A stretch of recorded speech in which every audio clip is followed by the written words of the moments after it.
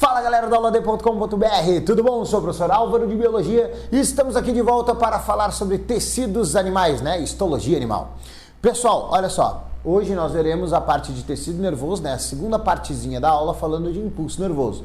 Antes de mais nada, inscreva-se no canal e aí se você quiser assim, ó, ficar tudo por dentro de todas as aulas, de todas as novidades do AulaD, inscreva aqui ó, na notificação para você receber notificações.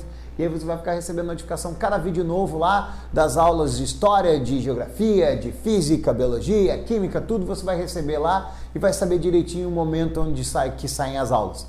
Beleza?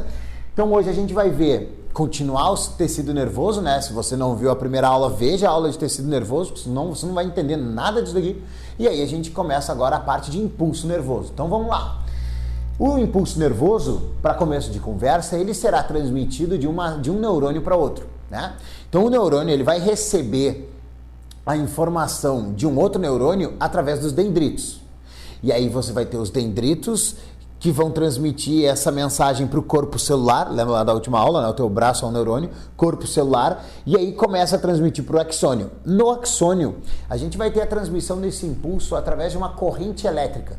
E a gente vai ver como é que ocorre essa corrente elétrica agora nessa aula. Só vou te mostrar aqui nessa figura ó, que você consegue perceber a emissão do impulso nervoso. Então tem vários neurônios, aqui 1, 2, 3, 4, 5, 6 neurônios representados na figura. E aí você tem um impulso nervoso vindo pelo dendrito, ó, corpo celular, axônio até o próximo dendrito. E aí ele transmite, aqui tem até uma figurinha mostrando o espaço que existe entre um neurônio e outro, que a gente chama de sinapse. Então assim, primeira coisa que costuma aparecer nas provas. Ah, um neurônio está preso fisicamente ao outro. Não. Ele está ligado ao axônio, a terminação do axônio tem os dendritos do próximo neurônio, tem um espaço. Esse espaço que a gente está vendo aqui entre um e outro, esse espacinho aqui, a gente chama de sinapse ou fenda sináptica. A sinapse realmente vai ser a conexão de um neurônio com o outro, que daí é feito por substâncias químicas, né, por neurotransmissores. Então, primeiro o impulso nervoso é feito por uma corrente elétrica e depois por uma reação química, que é a liberação de neurotransmissores. Beleza? Então, como é que vai começar essa reação, esse impulso elétrico? Como é que vai começar essa corrente elétrica? Primeira coisa que a gente tem que ver, já volto ali naquela figura, é a presença do neurônio aqui. Então, no axônio, ele está mostrando aqui ó, um aumento do axônio. Você tem que saber que nesse seu axônio, a membrana do axônio, a parte externa é positiva e a parte interna é negativa. Então, por fora do neurônio, eu tenho cargas positivas que estão cheias de sódio. Lembram que o sódio ele fica em maior concentração no meio extracelular, aula de sais minerais lá na bioquímica, beleza? E a parte interna vai ter menos sódio e mais potássio. Então, o que começa a acontecer nessa sua célula? Quando começa o impulso nervoso, para começar a corrente elétrica, vão se abrir, ó, aqui ó, a gente tem o potencial de repouso da célula, ó, que está aqui ó, com uma carga negativa na parte interna, né? E aí a gente vai ter o sódio começando a entrar na célula por difusão, né? Transporte passivo do meio mais concentrado por menos concentrado.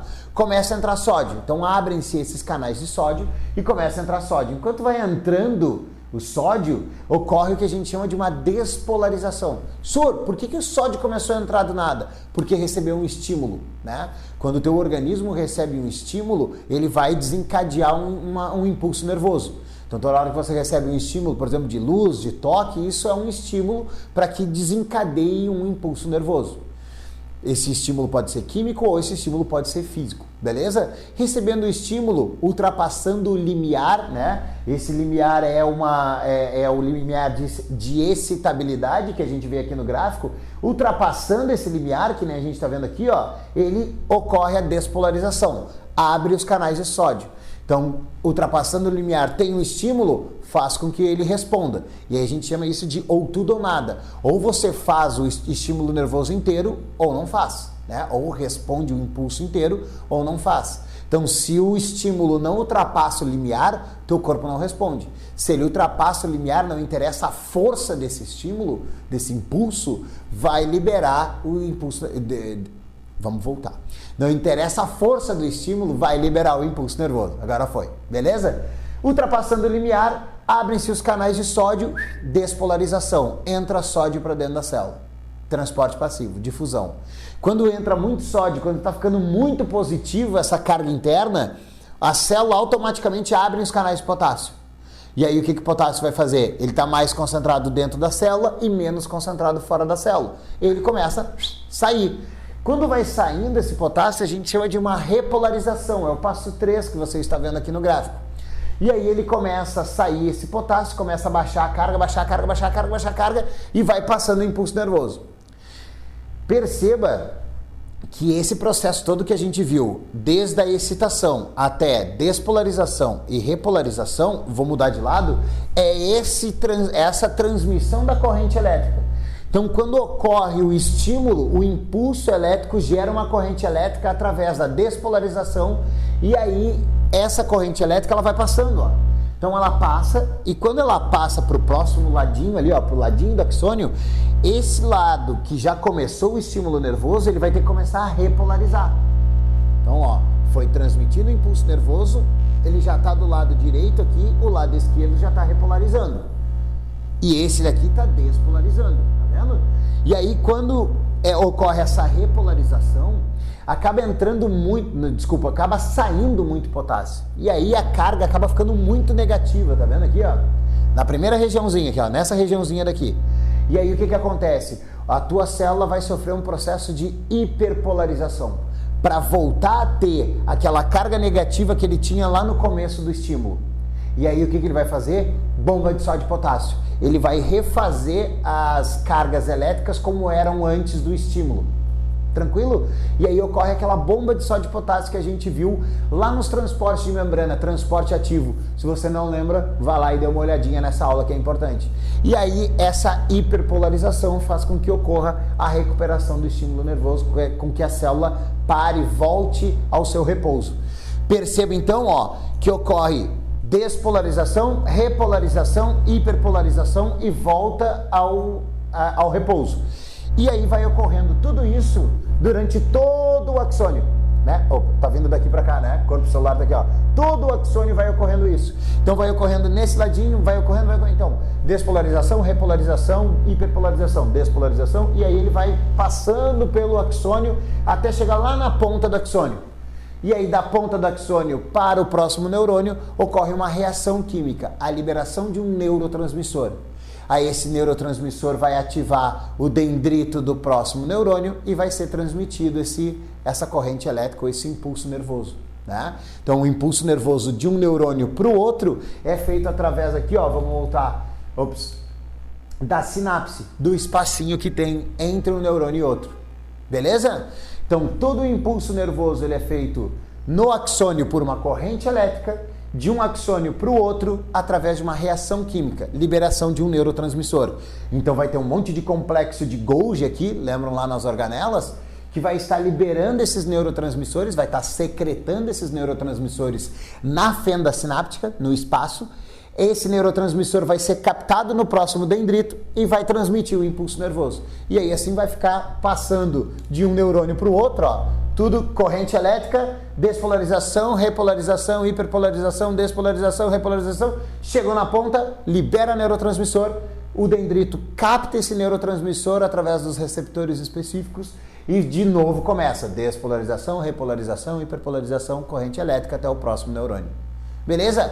Barbadinha, né? Só o que você precisa ficar bem claro para você, pessoal. Primeiro, o potencial de ação. A entrada de sódio ocorre despolarização, a saída de potássio, repolarização e lá no fim uma bomba de sódio e potássio para voltar ao repouso, uma hiperpolarização, que é o que a gente vê aqui nesse gráfico. Beleza, queridão? Para finalizar a aula, essa figurinha aqui, ó. Nessa figura está te mostrando meio que um início, assim, uma introdução para o sistema nervoso. Nosso sistema nervoso é dividido em dois tipos, sistema nervoso central e o periférico. O que você está vendo é uma das principais partes do sistema nervoso central, que é o encéfalo. E aí, a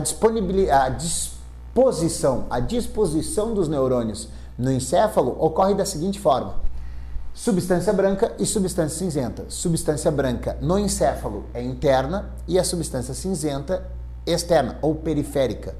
Então, o que acontece? O que é substância cinzenta? Corpos celulares.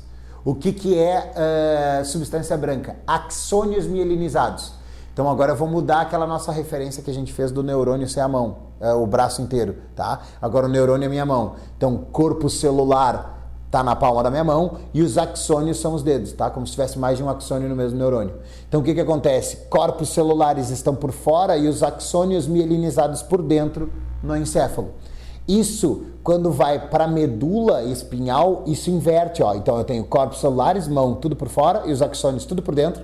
E aí quando desce pela medula, isso se inverte. Os corpos celulares ficam pela parte de dentro e os axônios mielinizados para fora. Por quê, senhor? Para conectar com as partes do teu corpo, ó. Então tá descendo aqui, ó, um monte de neurônio por dentro e um monte de axônio por fora da medula espinhal, ó, por fora aqui atrás, né, na coluna vertebral. Então tá saindo um monte de axônios que vão ser nervos que vão conectar com as nossas extremidades, com os nossos músculos para que a gente responda aos estímulos. Beleza? Então, toda essa conexão ocorre através dos impulsos nervosos que vão sendo transmitidos de um neurônio para o outro. Beleza, meus queridos? Era isso, foi uma alegria imensa, uma satisfação medonha, uma hemorragia de prazer e até a próxima aula. Tchau, tchau!